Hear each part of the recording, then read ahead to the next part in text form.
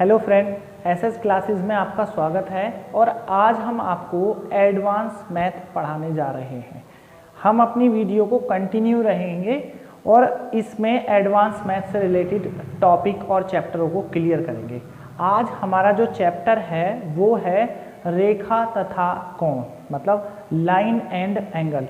ये एकदम basic point है एडवांस मैथ से रिलेटेड और इससे पहले ऐसा कोई टॉपिक नहीं है जो आपको सिखाया जा सके।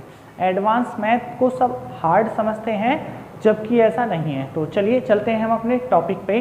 जैसा कि हम बताते हैं line and angle, line and angle ये है रेखा तथा कोण, ये है हमारा चैप्टर। ओके, इस चैप्टर में हमारी बहुत सारी बातें हैं जो बेसिक बातें आपको वो पता होना चाहिए। तो सबसे पहले हम बात करते हैं इसमें होता क्या है। इसमें सबसे पहले आता है देन संपूरक कोण। संपूरक कोण ये है संपूरक कोण, इसका एक नाम और है देन आसन्न कोण, या फिर इसको आसन्न कोण भी कहते हैं। आसन्न कोण ये है हमारे हिंदी नेम। ओके, और अब हम बात करते हैं इसमें एक नाम है, इसका नाम है क्या, देन इसका नाम सप्लीमेंट्री एंगल।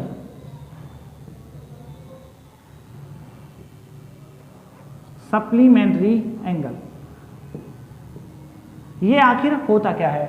एक नंबर का क्वेश्चन है जो डायरेक्ट भी पूछ लिया जाता है, ठीक है। तो इसके बारे में डिस्कस करते हैं।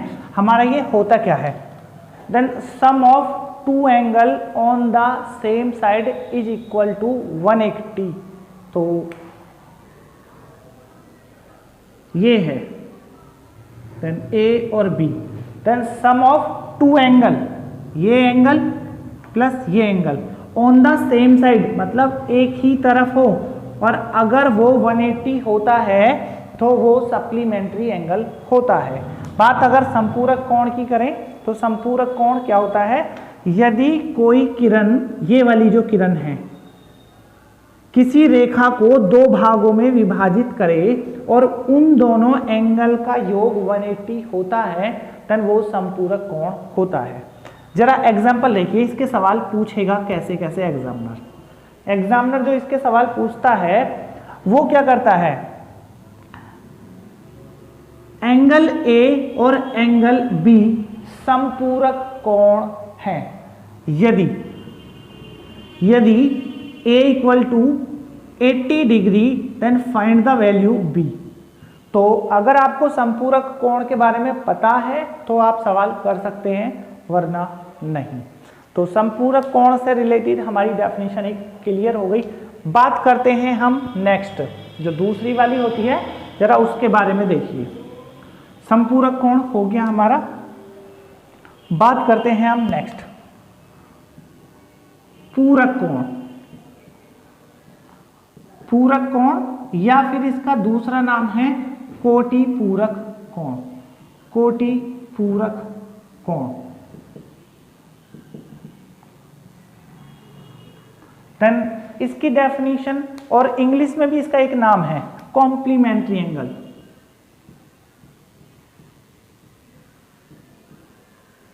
कॉम्प्लीमेंट्री एंगल ये है आपका कोटि पूरक कोण या फिर पूरक कोण। देखिए जरा इसमें क्या है,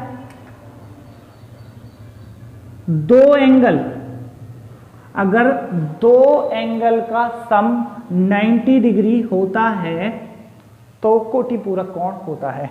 ये हमारा जो बनेगा ऐसे बनेगा, 90 डिग्री को 2 पार्टों में डिवाइड करा जाएगा। यदि दो कोणों का योग 90 डिग्री होता है वह कोटि पूरक कोण होता है।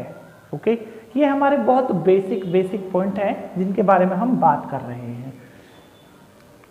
संपूरक कोण हो गया, कोटि पूरक कोण हो गया। देन नेक्स्ट ये एक थॉर्म है।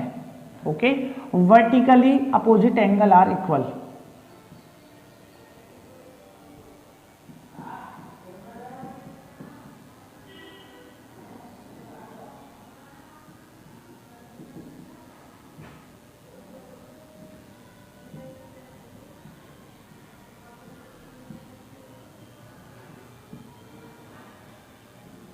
मतलब शीर्षाभिमुख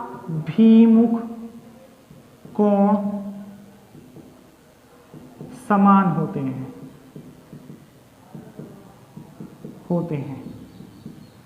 ये हमारी एक थॉर्म है जो आपको डायरेक्ट याद रखनी है कि वर्टिकली अपोजिट एंगल समान होते हैं या शीर्षाभिमुख कोण समान होते हैं। ये डेफिनेशन किस तरीके से निकालनी होती है?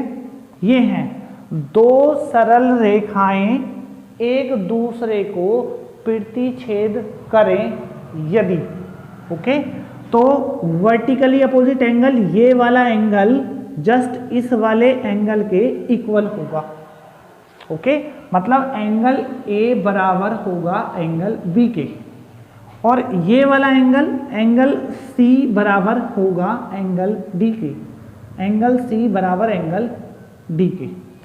ये डेफिनेशन तो हो गई हमारी, वर्टिकली अपोजिट एंगल इक्वल होते हैं। लेकिन इसके सवाल पूछेगा कैसे? देखो, अब सवाल पूछने के दौरान वो क्या क्या करेगा वो बात आपको समझनी बहुत जरूरी है। एग्जाम्पल है ये एक, मैं बस एक नॉर्मल एग्जाम्पल दिखाता हूँ।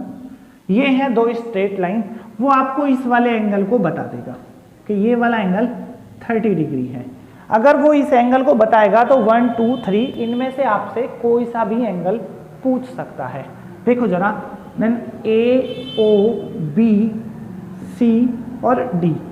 अगर हम बात करें बी, ओ, डी की, देखो एक एंगल ये है, बात करें हम ओ, सी, डी की, एक एंगल ये है, बात करें हम ए, ओ, सी की, एक एंगल ये है, और एक बात करते हैं हम, 3 एंगल हो गए हमारे, चौथा एंगल हमारे पास है ही।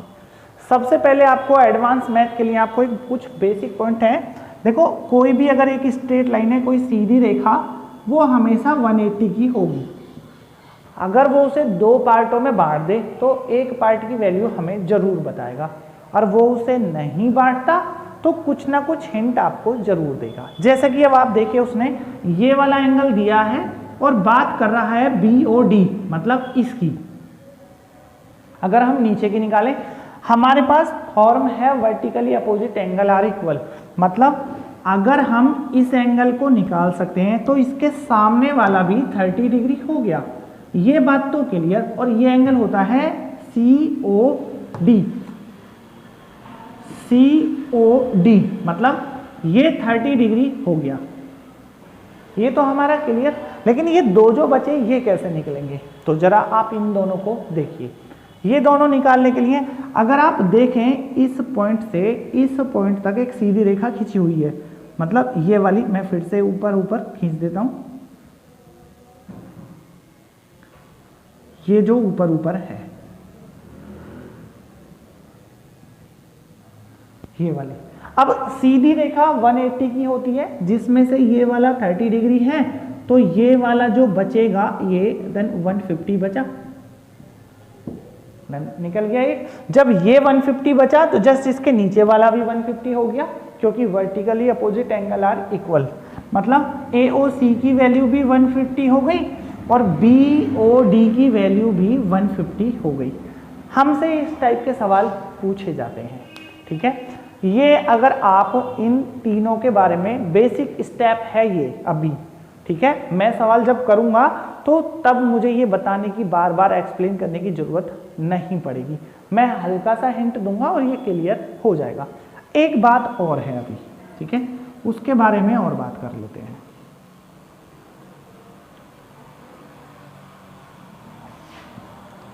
ये भी एक फॉर्म ही है। देखो, लाइन एंड एंगल चैप्टर के लिए ये बातें बहुत जरूरी हैं, और ये भी सिर्फ फॉर्म है एक, ठीक है। दो समांतर रेखाएं, मतलब 2 पैरेलल लाइन। पहले 2 समांतर रेखा बना देते हैं। ये हैं 2 समांतर रेखा, ठीक है, मतलब ABC और D। AB पैरेलल CD के, ये है समांतर रेखाओं का चिन्ह जिससे प्रकट करा जाता है। अगर किसी भी रेखा का नाम देके बीच में इसे बना दे तो इसका मतलब समांतर होता है। अब जरा इस समांतर की भी बात कर ले, आखिर है क्या। मतलब अगर यहां से यहां की डिस्टेंस 2 है तो ये भी 2 ही होगी। बीच में आप कहीं भी नापें तो 2 ही आएगी, यहां नापें यहां नापें यहां नापें, अगर वो अलग हो गई तो फिर वो उसके समांतर नहीं होगी। ओके, अब जरा बात देखिए, जरा 2 समांतर रेखाएं तो हमने बना दी। अगर 2 समांतर रेखाओं को एक तिर्यक रेखा, मतलब एक तिर्यक रेखा ऐसे भी हो सकती है और ऐसे भी हो सकती है, तो हम ऐसे खींच देते हैं। 2 समांतर रेखाओं को एक तिर्यक रेखा प्रतिच्छेद करे तब।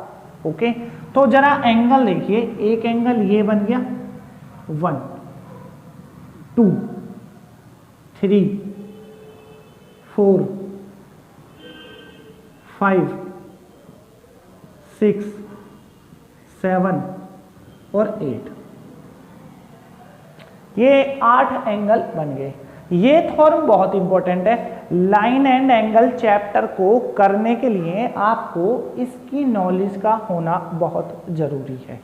तो सबसे पहले आप बात करते हैं इस एंगल के अकॉर्डिंग कि वो क्या क्या है। ठीक है, सबसे पहले संगत कोण समान होते हैं, संगत कोण समान होते हैं।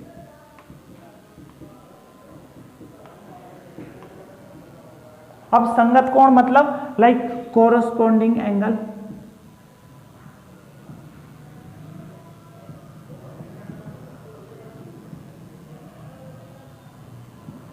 कोरस्पॉन्डिंग एंगल समान होते हैं। अब इसमें कोरस्पॉन्डिंग एंगल है कौन से, देखो आपको सिर्फ प्लेस याद रखना होगा। ठीक है, एंगल का नाम नहीं, क्योंकि एंगल में तो उसकी प्लेस चेंज हो जाएगी। ओके, अब कोरस्पॉन्डिंग एंगल कौन से होते हैं, मतलब ये एंगल 1 इक्वल है एंगल 5 के, एंगल 1 इक्वल है एंगल 5 के। अगर बाई चांस इस एंगल 1 और 5 की जगह कुछ और भी रख दे, मतलब ये लाइन बनाए और ये वाला कर दे, अगर यहाँ उसने ए लिखा और यहाँ जेड लिखा, तब भी ये ही दोनों बराबर होंगे। पहला स्टेप, एंगल 1 इक्वल है एंगल 5 के, एक हो गया। दूसरा इसी में बात करते हैं, एंगल 2 बराबर है एंगल 6 के, ये बराबर है इसके। मतलब अगर नीचे वाला बात करें, देखो अब बहुत सारे रूल कनेक्ट हो जाएंगे आपस में। 2 बराबर है 6 के, एंगल 3 बराबर है एंगल 7 के, और एंगल 4 बराबर है एंगल 8 के। ये है आपके कोरस्पॉन्डिंग एंगल। अगर आपको इन चारों को बिल्कुल अपने माइंड में सेट करिए, थोड़ा सा भी इधर उधर नहीं होना, आप इसको बार बार बनाइए और देखिए कोरस्पॉन्डिंग एंगल समान होते हैं कौन कौन से, अगर 2 समांतर रेखाएं हैं तब। ओके, दूसरा इसमें एक और आता है, कोरस्पॉन्डिंग हो गया, एकांतर कोण समान होते हैं, एकांतर कोण समान होते हैं, समान होते हैं। अब एकांतर कोण कौन से होते हैं, लाइक ऑल्टरनेट एंगल,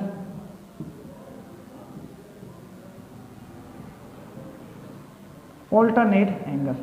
अब एकांतर कोण कौन से हैं, देखो आपको फिर से बोलता हूं, प्लेस याद रखनी है। ओके, एकांतर कोण कौन से हैं, एंगल 3 बराबर एंगल 5 के, मतलब जितना भी ये वाला एंगल होगा देन 5 भी उतना ही होगा। ओके, एंगल 3 बराबर एंगल 5 के और एंगल 2 बराबर एंगल 8 के। देखो सिर्फ ये 2 बात हैं अभी इसके लिए। ओके, आपको इसके अलावा बहुत सारी बातें बना दी जाएंगी, लेकिन उनको करने की जरूरत नहीं है अभी फिलहाल। ठीक है, एक लाइन और आती है थर्ड, तीसरी लाइन इसमें। ठीक है, ये क्या है, एक ही रेखा पर एक और बने अंतः कोणों का योग 180 होता है।